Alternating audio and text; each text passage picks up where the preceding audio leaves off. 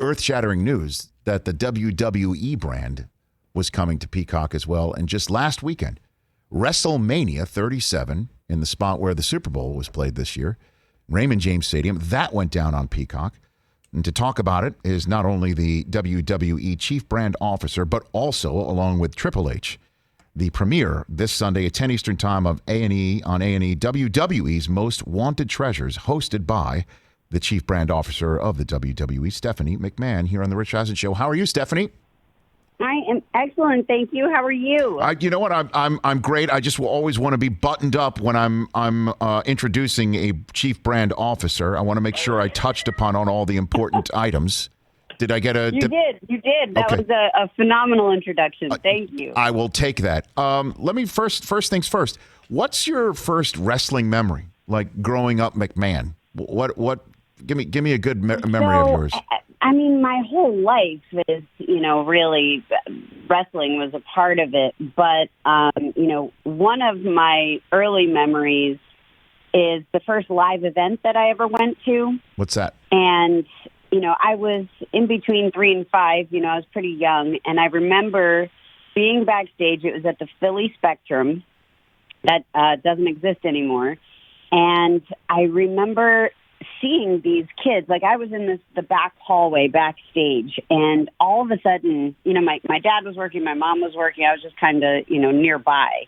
And a group of kids came running down the hall, screaming at the top of their lungs and clearly afraid. And they ran past me. And then I looked to see, what they were afraid of. And here comes George the Animal Steel, which, he was bald. For people who don't know, he had very hairy back, hairy chest, green tongue.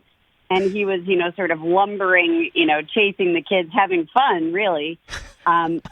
Scared me to death. I screamed. I ran straight for my dad, ran up his leg, buried my head in his shoulder. And he started to laugh. And I thought it was so weird because my dad is my hero, right? And he'd kill anybody who would, potentially do harm to me. And he started to laugh. And he then turned and introduced me to Jim Myers, a.k.a. George the Animal Steel. And it was my first sort of inkling into the world of WWE. So I guess the next question is, when did WWE demand its superstars wax their backs? When did that happen? When did we get that? That never happened. I just, wondering because you don't see that too Clearly much. That hasn't happened. I don't know if you watch that closely. Wow. So you have any Andre the Giant memories? You got any of that, Stephanie? Yeah, well, I pretty much grew up with Andre, and I considered him, one of my best friends. My mom used to call Andre my Gulliver. And, gosh, I mean, I used to play, and he broke his ankle. I used to play in his cast because it was like the size of my whole body, his ankle cast. Come on, really? I remember after WrestleMania 1, that was really my father's vision of how was I going to put WWE on the map. What was our Super Bowl? What was our Emmys? What was our Grammys? And he came up with WrestleMania, which was this huge, combination of pop culture and sports entertainment. Liberace opened the show with the Rockettes. Cyndi Lauper accompanied Wendy Richter to the ring. Mr. T actually competed in the main event. Billy Martin was a guest timekeeper. Muhammad Ali was the special guest referee. It really was a who's who. And back then, there was no such thing as social media. Right. Little did I know at the time that my parents had mortgaged everything that they owned to make WrestleMania 1 happen. I certainly wouldn't have understood what that meant at the time. So, needless to say, there was a big after party at the Rainbow Room. And Andre and I did not feel like participating. So we were sitting outside, and I kind of fell asleep on his lap, and People magazine actually came and took a picture. And my parents wouldn't let them identify who I was in the picture, but so it said, Andre the Giant just slammed Big John Studd, not the person on his lap, or, whatever the caption read. So they mortgaged the future to put WrestleMania 1 on your folks? That happened, Stephanie? Yeah, they mortgaged that. So my parents always have a history of betting on themselves. Mm-hmm. And that's exactly what they did. Yeah, they mortgaged everything that, that I'll say we, because Sure. that we collectively owned. Not that I owned anything. No, but that's your future, Well, yeah. Wow. So Yeah. I did not know that. And now here we are, WrestleMania 37 in the books on Peacock. You've got, WWE literally everywhere. The number of platforms that you have, I can't even keep track. Stephanie McMahon here on the Rich Eisen Show. So you mentioned that that Andre the Giant's cast was large enough for you to play in. Is that one of the most wanted treasures that's on this program? That's a great question. It is not one of this season's most wanted treasures. Yes. But, it certainly could be. But I think I know where it is. So what are the most wanted treasures that you and Triple H are going to start searching for that premieres this Sunday at 10 Eastern on A&E? Stephanie. Absolutely. And there's a few different ones. And it's not just us, but it's also, a cast of our superstars and legends. And, it's really cool to hear their stories and their perception, from these various moments, because you never realize sometimes how much a physical object can bring back a flood of emotions. And it's really that nostalgia factor. It's like owning a piece of history. It's kind of the reverse NFT, right? When you own this physical object, it's like owning that moment. So we have Undertaker's gear when he debuted, which is, really iconic in terms of, the Undertaker character and everything that character came to mean. We have, speaking of Andre, we go looking for his passport as one of the objects. And I actually didn't expect even the thought of Andre's passport to make me emotional, but it did. It just brought me to tears thinking about this man and everything that he lived through as a giant. He had acromegalia, which is a tumor on your pituitary, and he actually never stopped growing. But, one of the reasons that we bonded so much is I've always, just growing up, in the life that I've had, which has been remarkable, and I'm very grateful for everything. But I've always hated judgment. People just judging other people for whatever reason. And it bothered me how some people would treat Andre like a freak, like a sideshow freak. Some, not everybody. A lot of people, he was revered and everything else. But I didn't like that. And I asked him one time, and I was a little girl, I wasn't that old. And I asked him if it bothered him. And he just looked at me kind of quizzically, and he said that it did. And it just really was the beginning of, our friendship had started before that. When I first met him, I was really little. My mom actually tells the story of he came to our house, and we had a trampoline outside, and he walked over to the trampoline and put his hand out, and I stepped in his hand, and he brought me up to his cheek, and I kissed his cheek. I don't remember that, but my mom tells that story, and it's pretty cool. So, yeah, Andre and I go way back. But so his passport, definitely brought back this flood of emotion for the man and everything he lived through, and the stories of the different territories. He grew up on a very small farm in France, and went on to live this huge life.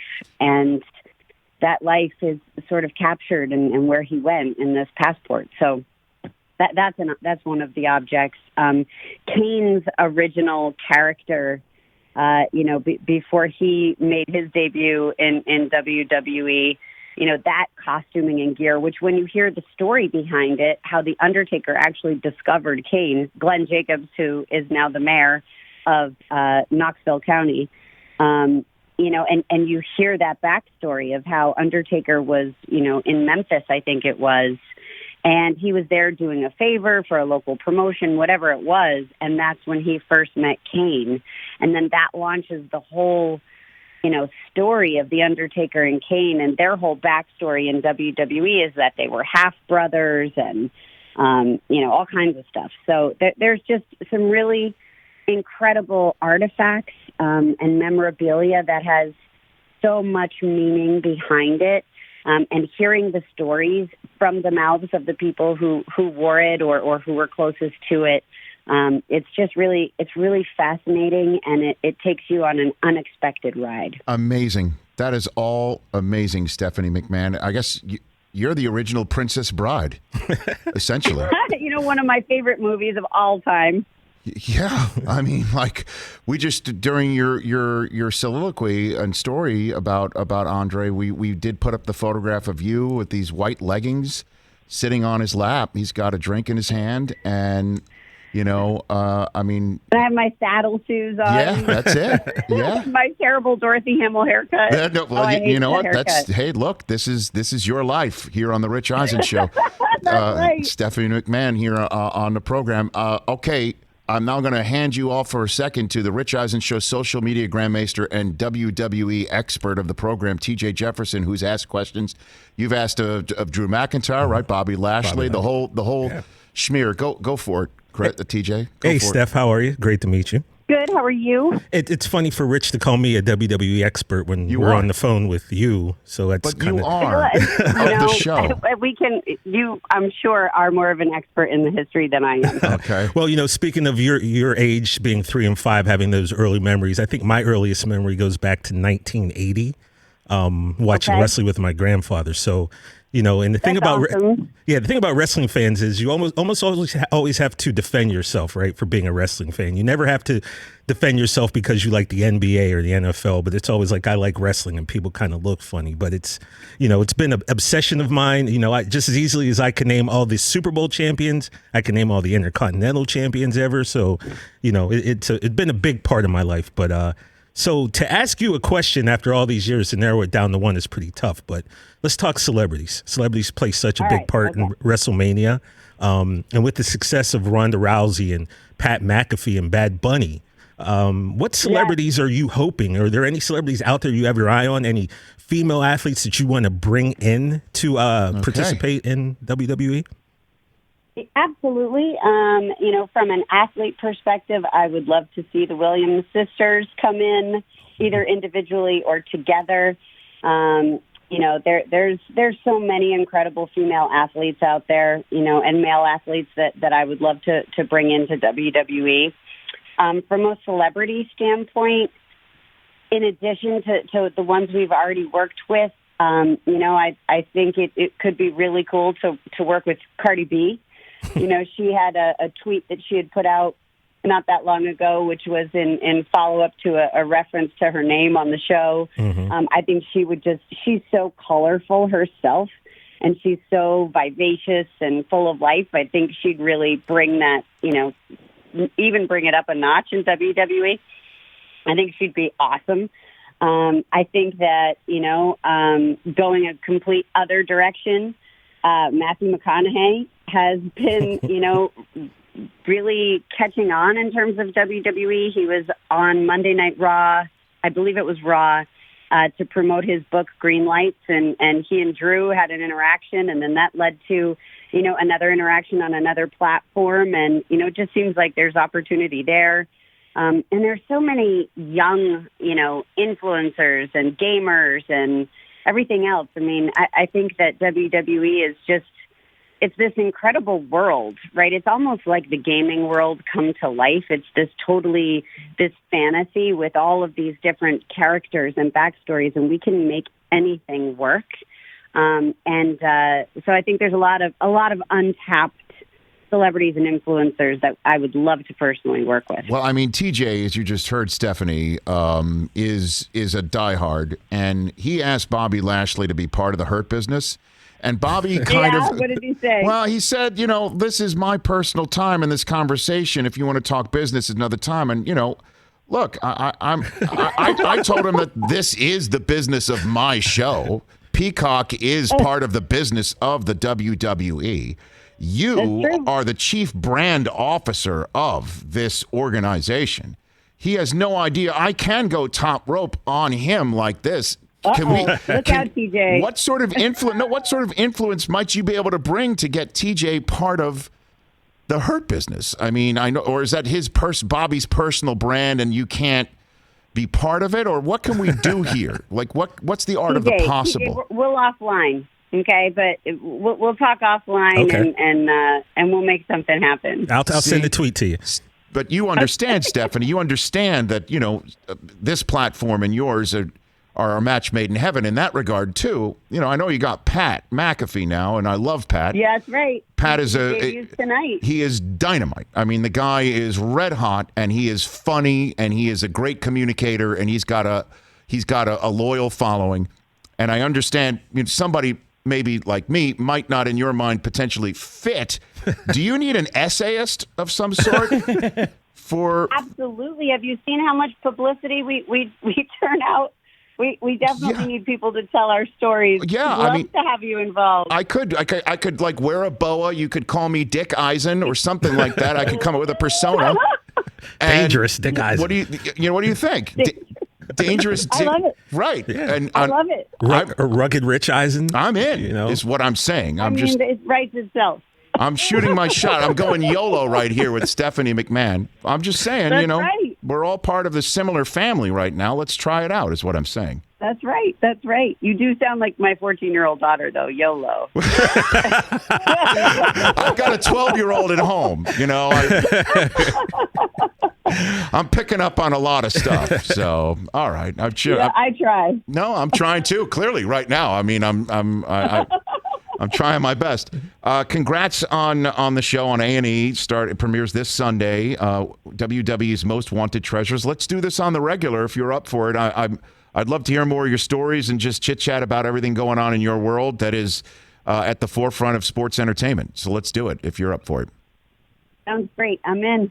Thank you. Appreciate it. That's Stephanie Thanks, McMahon, Steph. the WWE Chief Brand Officer, who might have been nice to me and TJ, I think, or she's genuinely intrigued. We just offered her a golden business opportunity, is all I'm saying. Yes. That was incredible. That was awesome. At Steph McMahon on Twitter, at Stephanie McMahon on Instagram. And again, she and Triple H on Sunday, 10 p.m. Eastern on A&E. Hey, you watched all the way to the end. Thanks for that. Watch more right here.